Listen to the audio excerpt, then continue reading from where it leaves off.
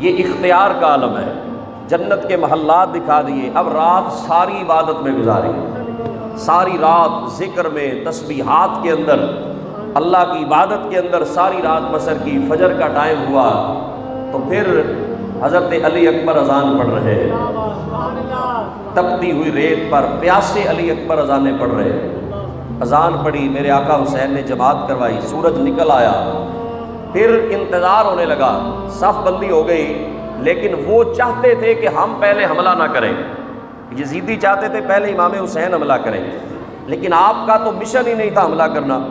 آپ نے فرمایا میں جنگ کا آغاز نہیں کروں گا، کیونکہ میں لڑنے آیا ہی نہیں، میرے ساتھ کوئی فوج نہیں ہے، میرے پاس کوئی زیادہ اسلحہ نہیں ہے۔ آپ نے حملہ نہیں کیا۔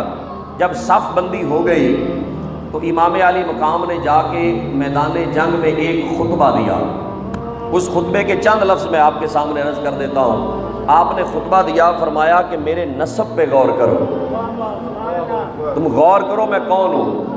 الست ابن نبیکم، میرے حسین کا ایک جملہ ہی بعض ضمیروں کے لیے کافی تھا، بے ضمیروں کے لیے نہیں، ضمیر والوں کے لیے ایک جملہ ہی کافی تھا۔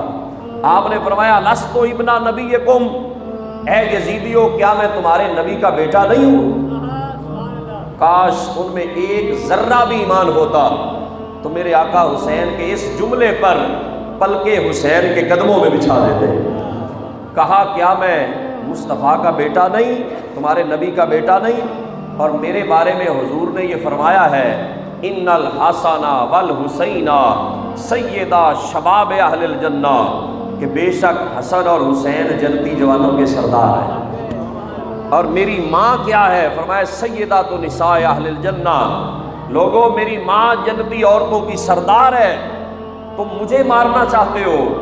اس وقت پوری کائنات کے اندر آپ نے فرمایا کوئی نبی کا نواسہ اور نہیں ہے، صرف اس وقت ایک حسین نبی کا نواسہ دنیا میں ہے، تم مجھے مارنا چاہتے ہو؟ جب یہ تقریر سن رہے تھے یزیدی تو جو بے ضمیر تھے، جو ضمیر کا سودا کر آئے تھے، ان پہ اثر نہیں ہوا، لیکن ایک سپاہی لشکر میں ایسا تھا جس کا جسم کانپنے لگ گیا، آنکھوں میں آنسو ہے، رو رہا ہے۔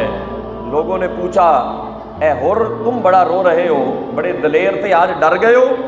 حسین کی تقریر سن کے ڈر گئے ہو؟ حر نے کہا تم یہ بتاؤ حسین جو باتیں کر رہا ہے ان باتوں پہ غور کیا ہے تم نے؟ انہوں نے کہا ہمیں ان باتوں پہ کوئی سروکار نہیں ہے۔ آپ نے فرمایا تو پھر مجھے تمہارے لشکر سے جہنم نظر آ رہا ہے اور حسین ابن علی کے قدموں میں مجھے جنت نظر آ رہی ہے، تو میں جہنم کو چھوڑ کر میں جنت کی طرف جا رہا ہوں۔ یہ حر کا مقدر جاگ گیا کہ اللہ نے جہنم کے منہ سے بچا کر حسین کے قدموں میں لا کے کھڑا کر دیا، اور حر جہنم سے جنت کی طرف آیا اور گھوڑے کو ایڑ لگائی، آقا حسین کے قدموں میں آیا اور قدموں میں گر کر عرض کی حضور میں معافی چاہتا ہوں، میری وجہ سے آپ کو یہاں آنا پڑا کربلا میں اب معافی چاہتا ہوں آپ سے، میرا ضمیر بیدار ہو گیا ہے۔ آپ نے فرمایا جاؤ اللہ نے تمہیں معاف کر دیا ہے اور تمہارا نام ہے حر۔ حر کا معنی ہوتا ہے آزاد۔ آپ نے فرمایا جاؤ اللہ نے تمہیں دنیا میں بھی آزاد کر دیا ہے، آخرت میں بھی آزاد کر دیا ہے۔ اور پھر آج بھی کربلا میں حضرت حر کا دربار ہے، حضرت حر کا مزار ہے، جن کی حکومت تھی ان کی قبریں روڑی کے اوپر ہیں، کوڑے کے ڈھیر کے اوپر ہیں، لیکن جس کی حکومت نہیں تھی اس کا دربار آج بھی وہاں چمک رہا ہے، اس کے مزار پہ اللہ کا قرآن پڑھا جا رہا ہے۔ پتہ چلا کہ حق حق ہوتا ہے، چاہے باطل جتنا بھی طاقتور ہو، حق کبھی اس کے سامنے مٹتا نہیں، اللہ حق کو ہمیشہ زندہ کرتا ہے۔